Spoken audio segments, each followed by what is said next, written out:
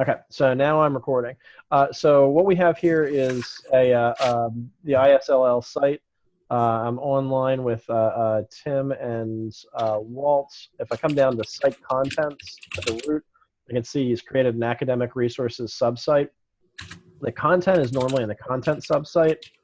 So if we were to go to, say, site settings, and we're going to go to content and structure, which is under site administration, you'll see that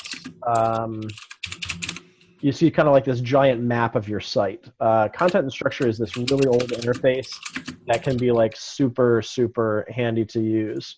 So what you'll see is that all of the pages live in the content subsite. So if I go content pages, all of the websites are here, and there's like a bajillion of them.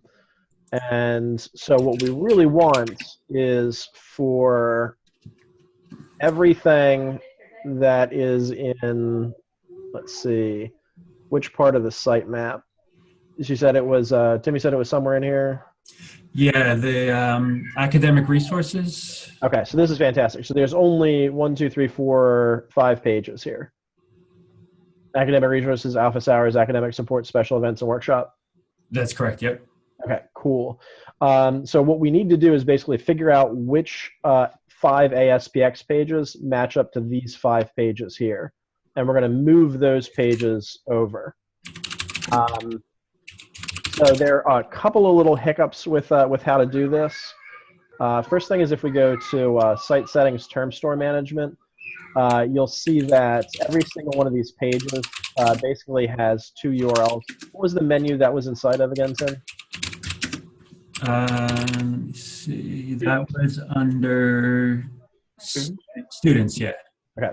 So, oh yeah, there you go. Students academic resources. So if I come into site settings, term store management, so term store management is also on the left under site administration.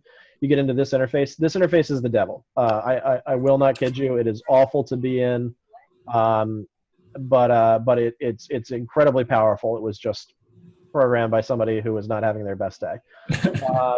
So you can see here's the menu, and if I go to navigation, sorry, if I go to term-driven pages, I'll see here's academicresources.aspx.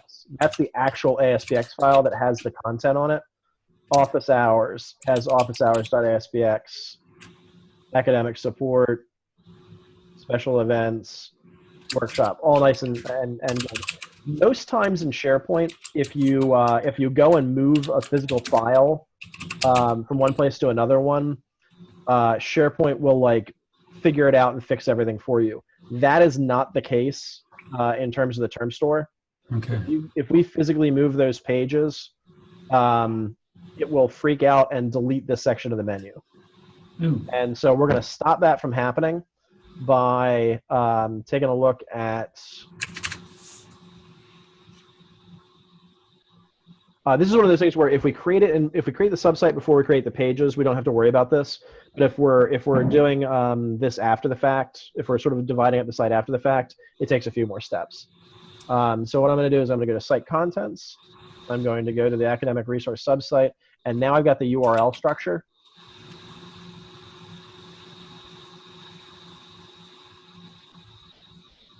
There we go. And so I'm going to copy this.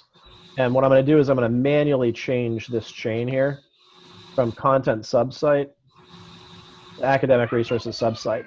So I'm telling the pages that they're going to be moved before we move them. And what this does is the system does not freak out when we move the pages. If this was like 100 pages, this would be a pain in the butt, but since there's only 5, this is absolutely the fastest way to do it. We may be building a PowerShell script to do this, but it's so rare that we're asked to do this. There hasn't been enough demand for the script. Okay. So now I've pointed all of the term-driven page section in this to the new location, and then all we need to do is basically move those pages over. And the best place to do that is in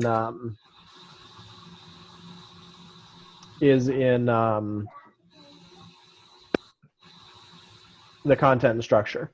So again, content and structure is site settings, content and structure under site administration. And so we'll come down to the content pages. And now we just have to find each one of these pages and move them over. So we got academic resources. I'm just going to check the box next to it. Next one is office hours.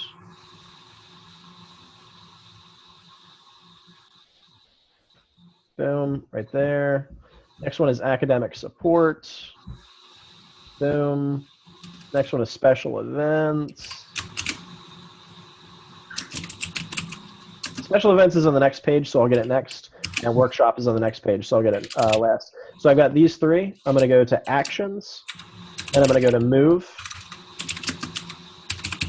And I'm going to say I want to move them to the pages library in the new subsite. And then I hit OK.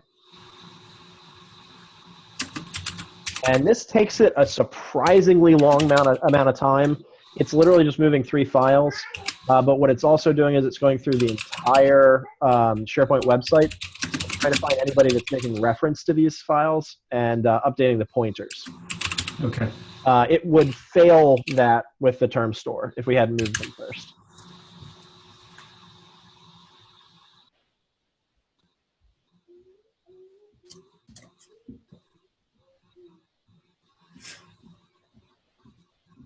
And then we'll do the last 2 pages.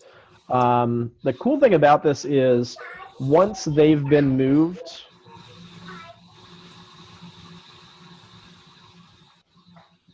and students' academic resources is there, any new pages that are created will automatically be created in the right physical location. Oh, that's good. Okay. Yeah, I was going to ask you about that. Yeah. So that's one of the things that we really love about this. You can also, if you find a use for it, nobody's actually found a use for this yet. Sometimes it has issues where it's like, oh, I can't move this page. There are ways around that I'll discuss here. So it moved academic resources and office hours. And so special events it had some sort of issue with. So we're just going to pop back to content pages.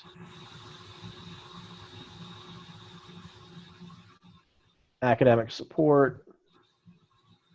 It's not checked out to anybody, so we're going to try and move again. If move doesn't work, you can try copy. Copy tends to be more forgiving. So here we go. This tends to be one of those exercise in patience activities. But normally the way we would do this is we would have if we had done it from the beginning, we would have created an academic resources subsite. We would have put the academic resources page there, just that one, and then we would have created these 4 pages off of that, and it would have been super fast. So there are departments that we're going to, so it doesn't give you any kind of like helpful error message, so you just got to use the copy instead. So content, pages, and I do academic support, and I use copy instead.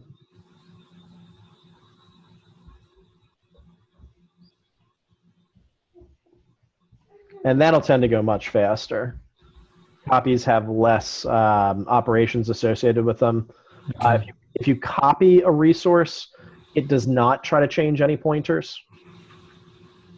So if you were doing this with like an image, copying the image and then deleting the original will cause you problems because all of the pointers to that image will still be pointing at the old copy. So for images, it's important to use the individual ones. So there we go. We got academic resources, academic support, offices. We're going to go back to content, pages, and we're going to get special events, which was going to be on page 2. In this interface, the paging is in the top right corner, which will throw you because that's not true anywhere else. This is one of those things where clearly this interface was programmed by like one dude, and he did not play by the rules. So this is special events, and we're going to grab the other one, workshops, and we're going to try these as a move. Actions, move, and we're going to move it to academic resources subsite pages. So while it's doing that, it should be safe for us to visit the root page because we already moved to that. Okay.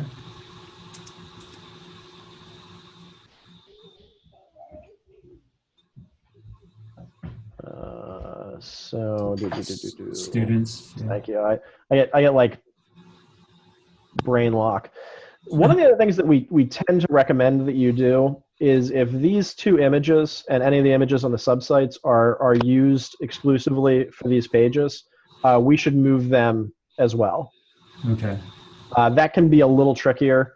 I'll show you how to do it with the home page, and then I'll leave the rest of them to you. Okay.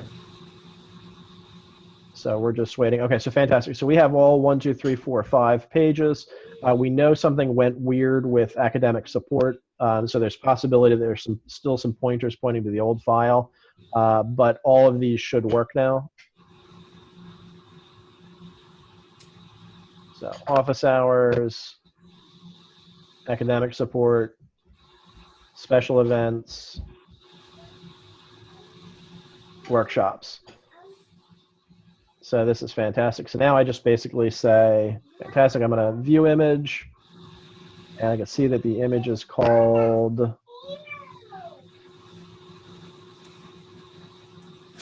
Very descriptive image. Yeah. So that can make it a little more difficult. So so I basically pop down here in content, and I go content, images, learning labs, and I want to get image 1886.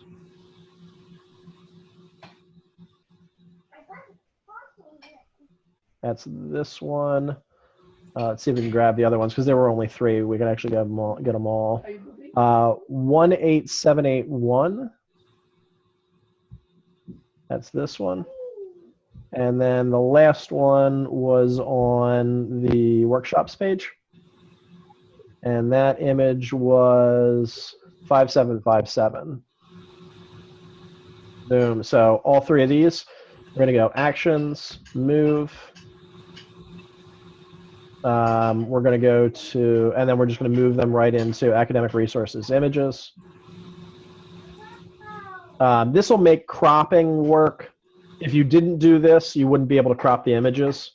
Okay. Because they're not where SharePoint kind of expects them to be, and she wouldn't be able to update the images if you got a new one.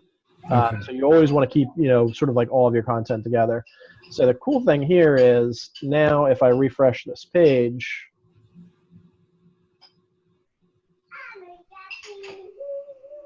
and I go view image, now it's in a new directory.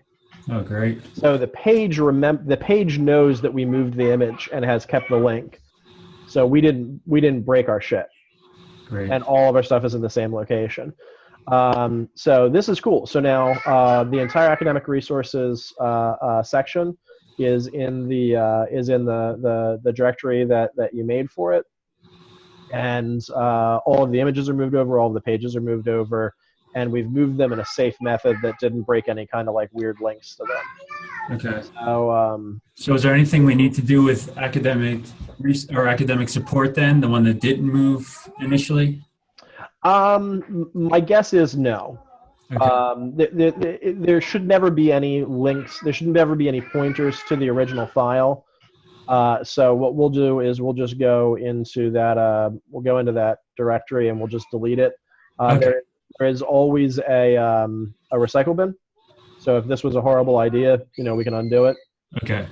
That was academic support right here. Yeah. And we just say delete.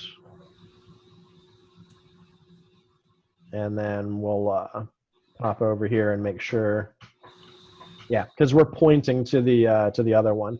You'll also see that all of these pages are now checked out. Okay.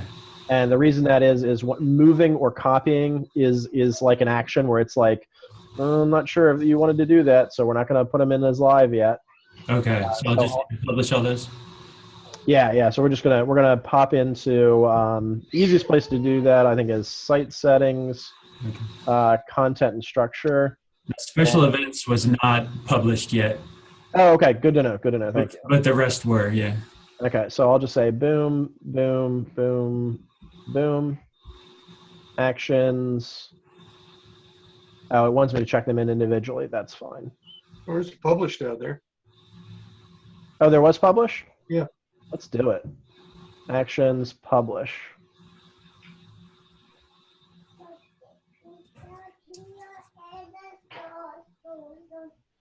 Fantastic. So now academic resources is published. Office hours is published. Oop.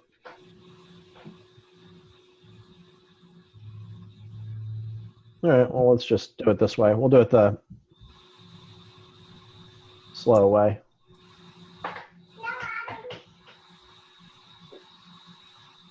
Special events. Special events was not published. That was not published yet, yeah. So I'm going to leave it unpublished. And then workshops, I'm going to publish it. So, boom, nice and easy. So now we've got all our stuff here. We're going to go to site settings.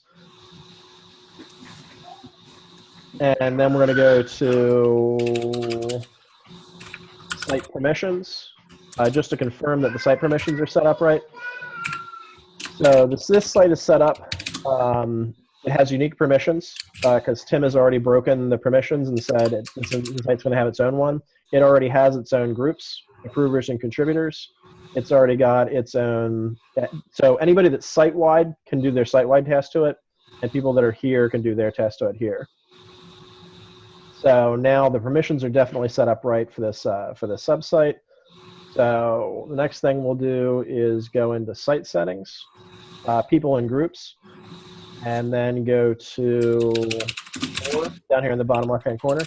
And so there's 3 groups that we're going to want this person to be in. They're going to want to be in site-wide visitors. And site-wide visitors says that I know they're only going to be editing a certain portion of the website, but they'll be able to navigate the entire published structure. Otherwise, they wouldn't be able to get in and see the root. They would have to know the URL right to their section.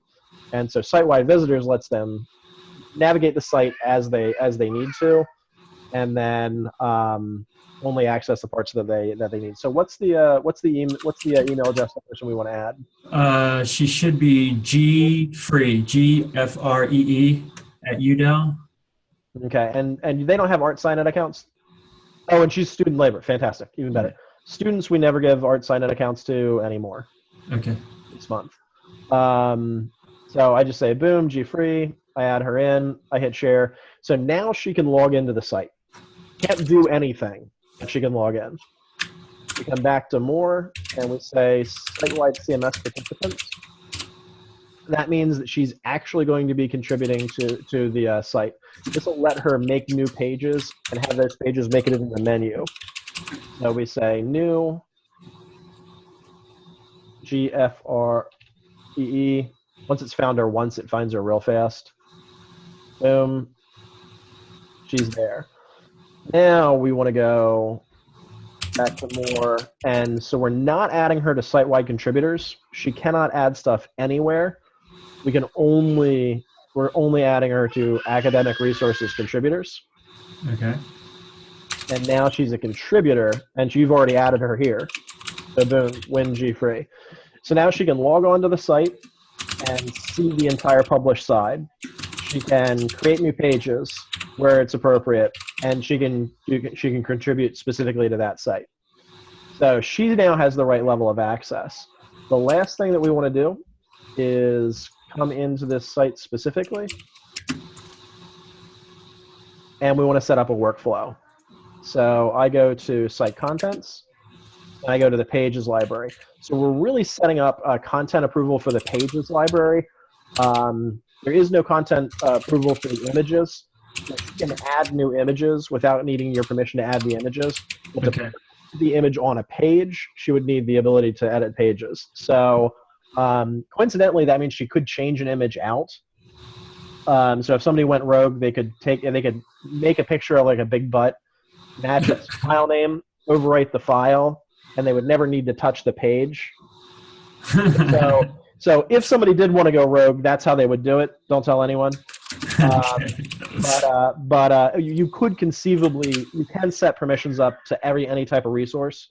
It's just we usually only do it for pages because pages are really what matters. Right. So we come into the pages library and we go to the library settings, which is under the library tab. We go to, first thing we go to is versioning settings. And we tell it that we do want to require content approval for submitted items. It's worth keeping some drafts. I always like 5 and 2 for reviewing document history. Okay. So this is something that should be in the documentation. If it's not, I'll add it. And so this is absolutely solid. Now we hit OK. So now she needs approval to get it, but there's no notification set up. Okay. So she would just publish a page, and if we left things here, she would have to let you know that you needed to come and approve it. But what we can do is we can come here to library, and we could say workflow settings, and then we would say workflow for this list. I want to add a workflow.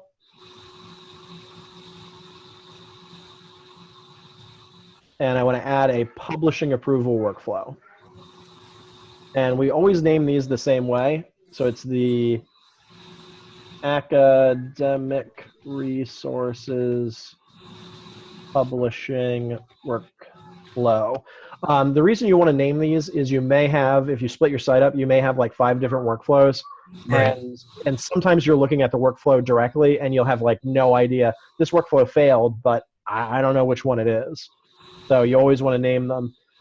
This stuff you leave as default. It's a workflow task. It goes in the workflow history. That's all nice things. It allows for workflow to be manually started. That's fine. Nobody's ever going to do that. Start this workflow to approve publishing a major version. And this is what we're doing right now. We're saying anytime somebody publishes something and submits it for approval, fire off this workflow.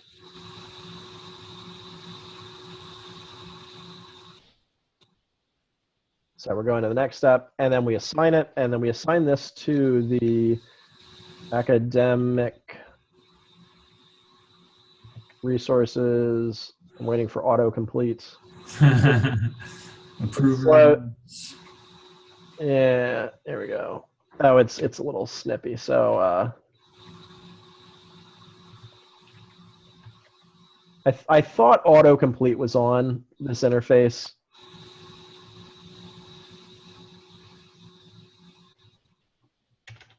Here, we'll cheat and go to the directory.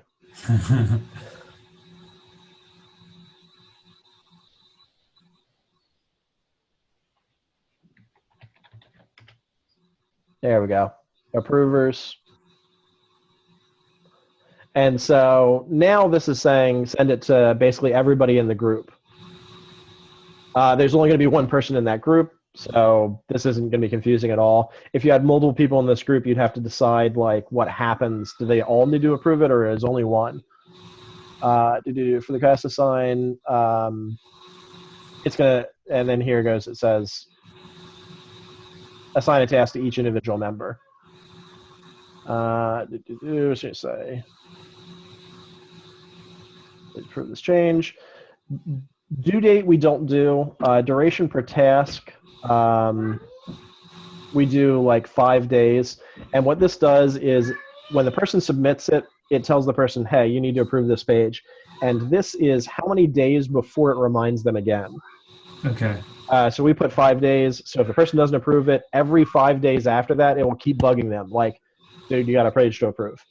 Yeah, you know what? Somehow she got into the old site after we switched, and the old site keeps sending me approval requests. Oh, yeah. I follow that link and then just hit deny. Oh, okay, all right. And then you don't have to worry about it. It'll stop. It literally, it's like the Terminator. It never stops.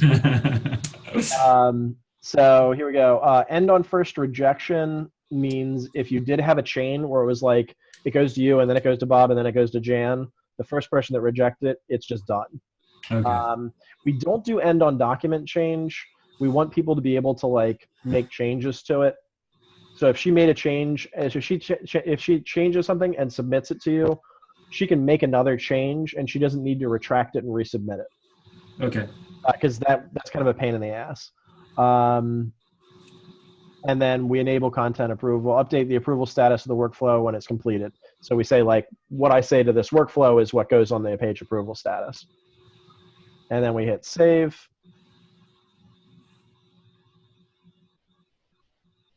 And now it is live. And we are set. Okay. I would absolutely test this to make sure that everything goes through. If anything does not go through, let me know and I will update the recording. I'm going to hit stop recording.